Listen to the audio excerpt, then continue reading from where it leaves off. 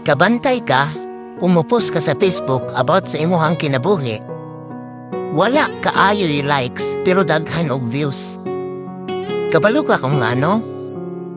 Kay naay mga tao na dili ka gusto pero magsigid bantay sa imuhang mga lihok. Maong maning kamot ta, kay daghan kaayo na sila sa palibot.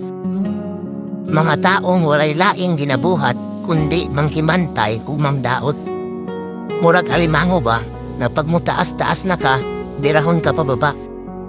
Ang nakapait para ba kay kasagaran anak nila ato arang mga kaila. Dili tanang kaapelyido nimo, parente nimo.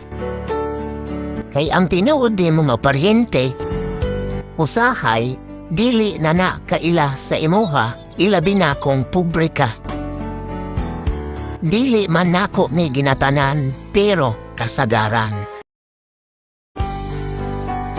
Kabalo ba ka kung unsay pinakaluod nga batasan sa tao?